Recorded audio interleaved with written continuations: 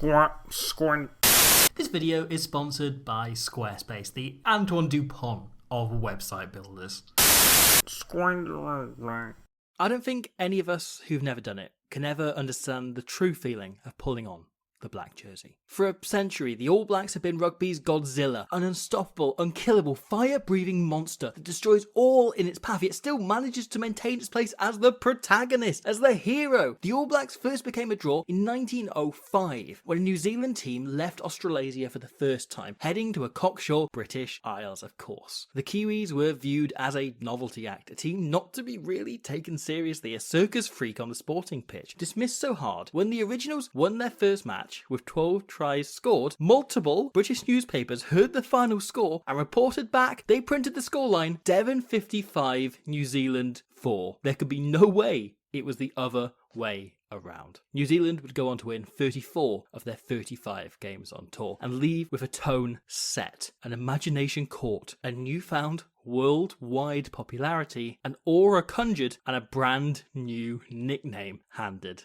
out. 118 years later, the All Blacks remain rugby's biggest brand, all built on the shoulders of that moustache-laden first 15, because ever since that original tour, New Zealand have been rugby's unbeatables. There are still 3 Tier 1 nations who've never beaten them, and another who hasn't done it since the 50s. For an opposition to down the All Blacks is to scale Everest, and for an All Black to crush that opposition is Tuesday. Where other shirts carry a nation's pride, passion and heritage, that jet black jersey is a symbol that transcends New Zealand. Pulling it on is a contract to dominate. The honour, privilege of adorning the shirt worn by so many national heroes, matched by the pressure of knowing you have no choice but to be the best in the world. And yet, for the first time ever right now, New Zealand are heading into a Rugby World Cup without the favourites tag hanging heavy around their necks. For ever since South Africa drew a drop of blood from a team crushing all comers in 2018, the All Blacks have begun to look a little bit like just another team trying to do their nation proud. Decimated by England in Japan's semi-finals, a worldwide rush to behead the unbeatable, to take our turn and produce the day our ancestors only dreamt of, began. France smashed them. Australia pipped them. Argentina came out on top for the first time ever. South Africa won back-to-back games in New Zealand itself, something not seen for decades. Then Argentina did it again. Japan reached the final minute, searching for a try that would complete the dream. England managed a draw with them that was so unremarkable, still a bad enough result that they sacked their coach 2 weeks later. And then the unimaginable happened. The last time Ireland played a test series in New Zealand, they lost the final game 60-0. But this time was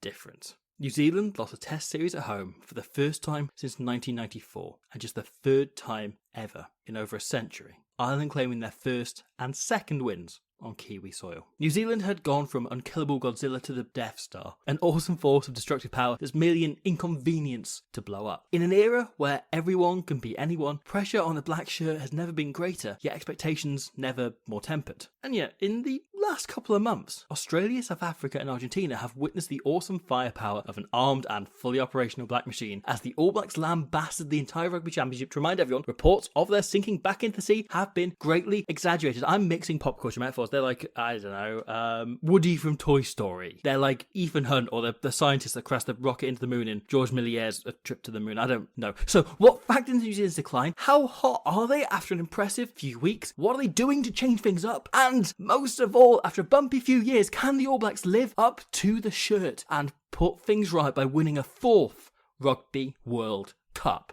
Whilst the primary tenet of the All Black brand remains winning, there's always been an undeclared undercard of innovation. It's not good enough to simply grind out results. If you're to live up to the shirt, really do the fern proud, you're going to have to do it in style. And yet, after decades of leading the way, of pioneering new structures, tactics, attack shapes, positions, lomus, approaches to professionalism, ideas that have changed the game forever, a significant part of the last few years' malaise has been New Zealand, for the first time since before they arrived on the British Isles and showed the game's creators how it's supposed to be played, needing to catch up. Given the job after Steve Hansen handed the NZRU a recommendation on the back of a packet of smokes, All Black coach Ian Foster was also gifted a pretty tricky set of circumstances, if we're honest. COVID wrecked his first year's international calendar, with England's pandemic response being handled by this Randy Mop cosplaying as a buffoon, and South Africa withdrawing from international rugby altogether. Foster was dropped last minute into an endless loop of Bledisloes as the only internationals on the buffet before that now infamous game against an incredibly emotionally charged Argentina. It was only one loss, but confidence in Foster that day day hit a low from which it never really recovered. Maybe it's because his face only looks sincere when it's confused, but before he even took the job, Fozzie wasn't exactly a man with unwavering support from New Zealand rugby public. A part of the setup since 2012, Foster was promoted to be Hanson's number 2. After the retirement of GOAT assistant coach Wayne Smith, Foster's introduction coincided with a backward slide in results, and most importantly in dominance. Those drops of blood started to drip from the lip, prompting fears he wasn't up to the pressure and prestige of the shirt. But nonetheless, in the eyes of the NZRU, Foster had done his time, he'd been the assistant, and therefore he was the next product of the mighty New Zealand system and the guy that should take on the All Black head coach job.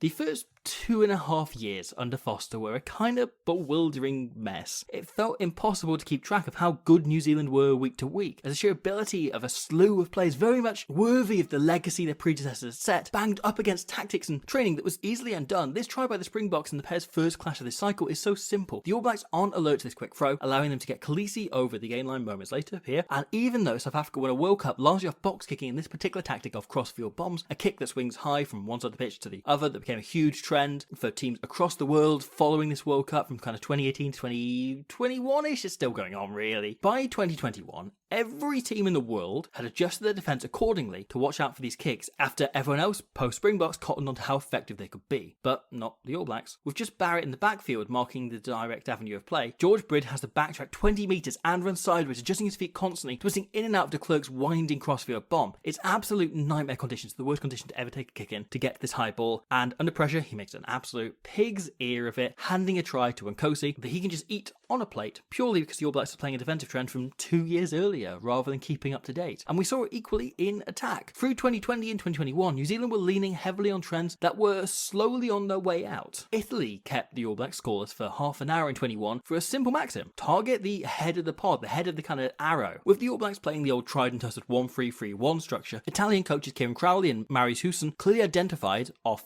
almost every phase of play, Smith hits either the tip of the arrowhead shape New Zealand form here with their 3-man pods, or the fly half, because those are the guys that have the most opportunities to open it up. They have the most passing options available to them. This guy here has 3 options, plus a crash ball, where others just have 2. Italy were a team crumbling in the Six Nations, yet the defence had the All Blacks' number, and it was just once, in the 70th minute, the Italians were breached on phase play, on organised attack, on built game plan pattern work. By this point, 4 maul tries, plus this negligent bit of scrum halving, had broken their spirits a little, probably leading to some less motivated defending. Yet the Azuri deserved to emerge in enormous credit, having really shut the All Blacks down over and over again, just through targeting one area of great line speed on one particular player in their attack. And so, with results so changeable, last year, the NZRU cleared house behind Foster. Out went John Plumtree and Brad Moore, and in their place came Crusaders pack guru Jason Ryan and former Island boss Joe Schmidt. And of course, they introduced Foster to... you never guess his Squarespace. Something Joe Schmidt had picked up in his time with Ireland. He was ecstatic to show Foster how quick and easy it is to build a website with new features, tools, all sorts, sorted in mere seconds. Foster very quickly began to realise, actually, this could work everywhere else as well. How easy Squarespace makes making websites, he could make everything else in life. Confused faces be damned, he was capable, he had his groove back. He was the All Black coach, gosh darn it, and it gave him a whole new lease of life, plus a glorious, lovely website which he could update every single day, change regularly, reinvent constantly, packed with features. And if you want to start your own website, which almost certainly, I would say with like 99% certainty, will have the same level of impact on rejuvenating your life and revolutionizing you and the rugby team you coach as it did on Foster, please head to the link in the description and use the offer code SquidRugby to get yourself a beautiful website. Look at this website, it's beautiful. You get it really easily. It took like 10 minutes for me and Foster to set this up. And since discovering that new lease of life, Foster's All Blacks have been rather different. The 2 number 2s were handed permanent roles a few days before that second ever loss to Argentina last year, but in the 12 games the All Blacks have now played since the coaching roster got updated, that remains the only loss. The 11 matches since they had the chance to take the coat off and undo their shoes, resulting in 10 wins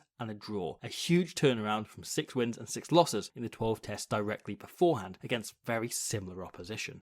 So, what changed? Quite simply, the All Blacks stopped trying to keep up and started mixing, matching, innovating, building, and leading the way, just as they had for decades. Schmidt and Ryan almost represent the quintessential Kiwi back and forward. One creative, dynamic, and known for rarely making wrong decisions, whilst the other is a hard-nosed grub who would spill a pint of blood and lose a kidney, though probably not his own, before a single metre on the pitch. Ryan has always prided himself on the maul. The Crusaders infamously, in his time, only conceded 1 maul try across 7 seasons, whilst his Christchurch gang gang turned their own meat dance into a proper league-defining weapon. He's already made an enormous impact on the scrum in particular, the newfound dominance in that facet of play, bailing them out against Australia in the Bledisloe's really tight second test. But it's also laid a platform from which Smith can build everything else. It's both impossible to pin down, yet easy to outline what the All Blacks are doing on attack since Schmidt came in. Because watching this Kiwi team feels a little bit like watching all that's good in international rugby right now on a great big mega remix with typical All Black execution. The ABs are far from alone in nicking the 1-3-2-2 structure Japan pioneered at the 2019 World Cup. It's a genius system that sets your biggest carries in wide positions, allowing them to make more dynamic, mobile carries than if they're tight into the ruck. However, where countless teams have pinched this attack system, the All Blacks are the ones who really start to move it forwards, other than Eddie Jones who's just been mad with it. When most 1-3-2-2 teams lose shape, they tend to spread it out to an edge, get the ball onto a touchline in order to refine shape in the middle of the field. The All Blacks version doesn't really require that. The core of the structure splits your 8 forwards into 4 groups, 1 of 3, 2 of 2, and an additional forward on the wing, an edge forward as they're known, hence 1-3-2-2. But where Japan or Fiji play a strict 1-3-2-2 and Ireland play a 1-2-3-2, New Zealand play a 1, they play a 3, they play a 2, and they play a 2. And the order shifts constantly. There's no consistency to it. This is a perfect example against the Wallabies. Off a 7-person line-out, New Zealand drop Kane, their best clean-out merchant, into the backline and run a crash off Ioane. Kane playing the 1 role that's normally reserved for someone out wide. The forwards set into shape as another phase takes place, the 3 forming here. However, this is how almost every team sets up from a wide ruck. A 3 pod with a distributor at the back, allowing them to get it to a 2 pod stood in wider positions. However, New Zealand instead have the 3 flood last second blindside to be the kind of 3 edge forwards, meaning if you include Smith, Noangu Tanase and Kellaway here have 5 players to watch. Smith hits his outside man again, but Frizzell, the head, is able to act as an inside runner. He offloads it back inside and the ball gets out to the pace man Talea with much more room than he ever could have had otherwise if they hadn't flooded this short side. Next phase, the 2 pod comes in tight, but with Scott Barrett pulled into the ruck from the next group over, the next best thing, brother Bodie, slides in as a forward to clean out until his big little brother is free to help out again, before they hit that wide pod once more. The All Blacks now set into 3-2-1-2, completely different to how they were playing if you go back to a random example anywhere else in the game. It grants enormous range, then the first 2 pods slides into the blind side once more, allowing another runner that the Wallaby defence could never see coming. Scott Barrett is then stopped just short, and Will Jordan fills into the forward pod once again to keep continuity going before burrowing himself. Aaron Smith is then shortly left wondering, what's the deal with being held up over the line? But it demonstrates just how the All Blacks are playing with a structure that can stress a defence by changing all the time whilst remaining consistent. The backs filling in as forward pods is a lovely means of just keeping shape, meaning if ever someone has to break pattern and commit to a struggling breakdown, the attack doesn't lose shape at all. Yet if this system can continue to proliferate, it might just be part of an innovation that could triple the size of an average team's playbook and bloody times 30 a team as skillful as the All Blacks is. The absolute basis of all international teams' attack for the last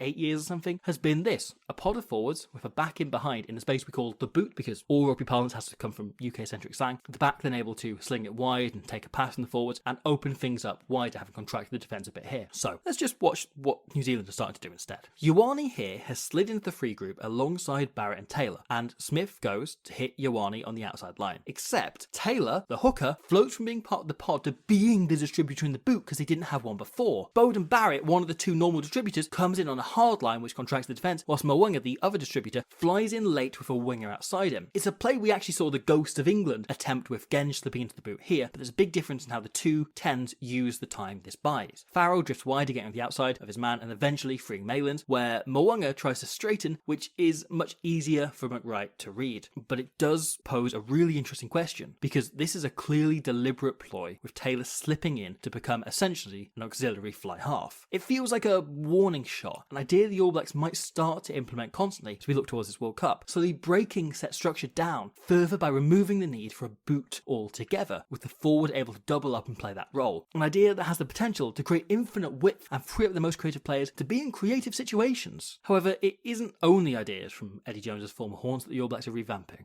This is the lead up to Will Jordan's try against the Springboks last month, and after the initial maul, the All Blacks run one phase of crash up smashy boy, then immediately set into something really interesting. The forwards are set up to attack like South Africa themselves, as big groups wellying themselves around the corner and then spacing out, only taking position very late, so it's really hard to predict for a defence. The Bock line has no idea who they're going to be tackling until the ball is whizzing from Smith's fingertips, and it prevents that pack getting big proper power shots on. This is, to drill down into just one area of their game, but a single trick deployed to try and adapt the way Italy targeted them defensively and fight back. Schmidt and Foster want to free up the forwards as much as the backs. Back in 2021, you remember that? Ireland copied Italy's defensive tactic from a few weeks earlier and shut down the All Black line by just rushing the focal point, the tip of the arrowhead, and drifting far more controlled on the rest, shutting them down to only kind of bullshit tries out of nowhere rather than anything on the organised attack. So, come the first test a few months later between the two in New Zealand, NZ used Aaron Smith's ludicrously perfect pass and skipped that man, the head of the arrow, entirely. They went right out to the far guy time and time again, throwing off Ireland's defensive plan just a few degrees, but the effects were bog. I've written bog, I meant to write big. The All Blacks were able to get cheap carries by hitting weak seams over and over again in the Irish defence, and even open the play up entirely, such as this that leads to a very, very well taken, well crafted try for the man they call Artie Surveyor. Where's Artie Surveyor? I'm Grant Nesbitt. It's Artie Surveyor, my PMP. Or here against Argentina this year, yeah. Check how deep Scott Barrett starts. Yes, Argentina know it's going to Frizzell as the head of the pod, but they have no idea what threat either Barrett poses. Bowden could drift, kick, or dart himself, and Scott could pick any of these three possible lines, because he isn't just on the shoulder waiting for a pop pass. He hits a superb angle, and the other end of the arrowhead becomes a perfect support runner, granting Dane Coles the opening try of the rugby game that they're playing in. And yet, even with the Springboks here matching them physically, it's no hassle, because the Kiwi backline has set into another adaptive attack pattern as they truly live up to those scientists in A Trip to the Moon and take some successful French experiments international. The backs all start on this side of the ruck, so the Bock line here assume they're only defending a proper crash-up line until Mwanga floats last second into the boot, the space behind the forwards, and whilst Diolande notices him, he doesn't spot the two centres floating in his own boot. Diolande is now suddenly watching four men, though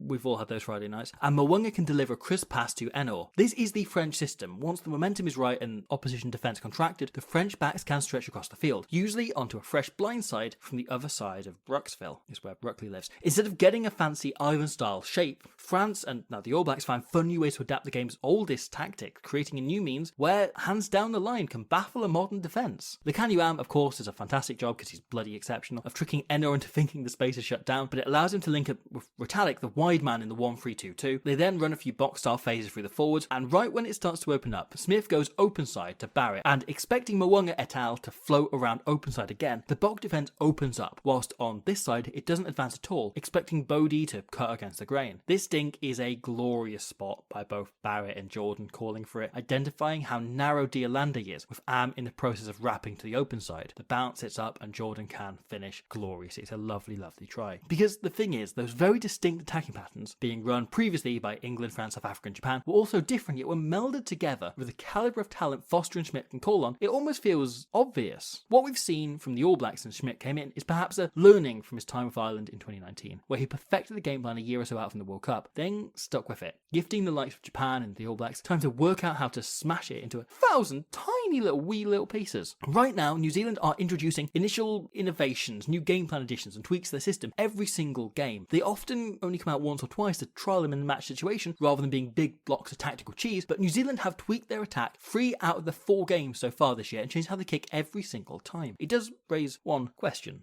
however. New Zealand won't need anything new against Namibia and mere accuracy against Uruguay, but if Italy were able to hold them so well defensively before, if an Missouri team who have improved immensely since can strengthen them more, do the All Blacks need to risk throwing any new ideas, not to mention a first choice 15, into a game that should just be a few notches down from foregone conclusion? And considering how manageable the pool is, how much emphasis does Foster, who is coaching a side who have never lost a pool game, remember, put on the opening match against a team who will be chaotically motivated to win, especially after what happened last time they hosted an opening night, when second place in the pool gets them no easier quarter-final draw, let's be honest here. Because for the first time ever, the All Blacks aren't heading into a World Cup as favourites. Not even in a 2003 neck and neck with England type situation either. Those wins by Ireland, Argentina, England have peeled back the mask on a rubbery Godzilla suit. And yet, that just makes their World Cup story all the more exciting. Some 7 decades after the All Black side first caught fire overseas and came home with that brand new nickname, a Kiwi public very much enamoured with them fell out of love. Controversy around a series of unsanctioned tests in apartheid-era South Africa and rumours of huge payouts during a period where rugby was a strictly amateur sport soured the national reputation. Players ended up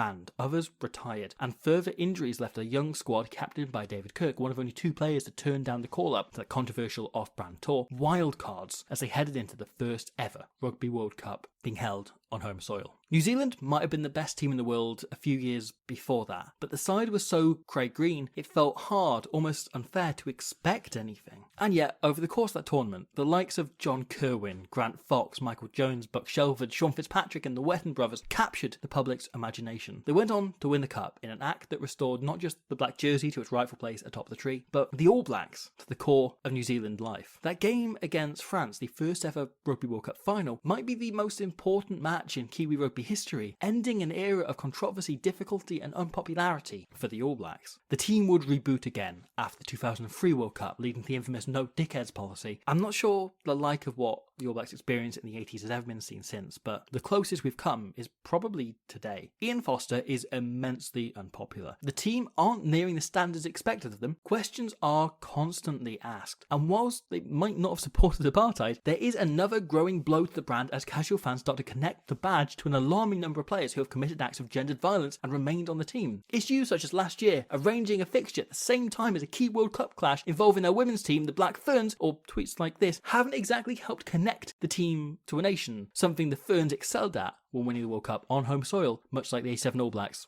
last year. The All Blacks feel set. They feel ready for a 1987 moment. A day for New Zealand to reconnect with its biggest sporting side. A day to remind the world why we all love them. Why, even after trouncing on our faces, the boys in black remain the fan favourites who can sell out stadiums the world over. And they're starting to get their full power back. There's difficulties, weaknesses and question marks all over, but there's also a need and an ability. Because whilst you know Godzilla is a man in a costume, the aura of both that rubber suit and that black shirt is such that you can't help but feel more in awe than in fear.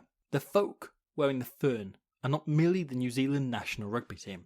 They're the All Blacks, a one-off. That rare opponent whose enemies feel honoured to have been defeated, to have faced a foe so worthy of pulling on that jet black jersey. Thank you for watching that. I hope you enjoyed it. That is part 14 in an ongoing series on every team in the World Cup. So that means there's 6 more to come. There'll be one on Chile next week, which is a big labour of love. I've gone through the entire history of rugby in Chile. Huge thing. I learned so much about the nitrate trade in the 1880s. It's huge labour of love, that one. As they all have been, it's been a huge effort to try and get these all done. They will all be up before the start of the World Cup. A lot of them going up in the week directly beforehand because, and I mean, we're getting very close now. And as such, I am probably speaking to you from the Squid Rugby office for the last time. Next week on August 28th, head out to France. I want to do the same thing in Japan of kind of having a week to do touristy things and run around and have a bit of a kind of break was the idea, but we have to work on these bloody videos for the time being. For a week before the World Cup actually begins on September 8th. Now, I will do a video running through the plan and what we're going to do. There's a lot of things still up in the air in terms of how the channel's going to run, what's going to happen, what we're going to be able to do in the meantime.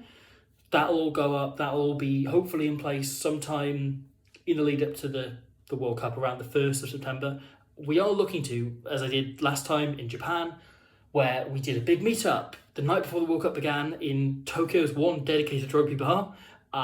One of the 4 rugby bars in France. I've been speaking to a couple of them, trying to work out which one's the best one. So that is the plan. However, it will be on September 6th is the goal, is the idea. So if you're going to be in Paris 2 nights before the World Cup begins, because last time I woke up with a massive hangover the morning of the tournament and felt much less excited for it, and I don't really want to do that again this time. I'm going to learn from that. Please keep that evening free if you feel like it, if you feel like popping along. And one of the rugby bars, hopefully close to the time, we have to say exactly which one will be taking over, or at least finding a table in the corner and sitting there going, oh, I can't wait to see Portugal play, because I can't wait to see Portugal play, as with the other teams, and there'll be much more coming very soon, because do you know what? It is very much time for rugby. So, how long is this going to take? You can't rush art.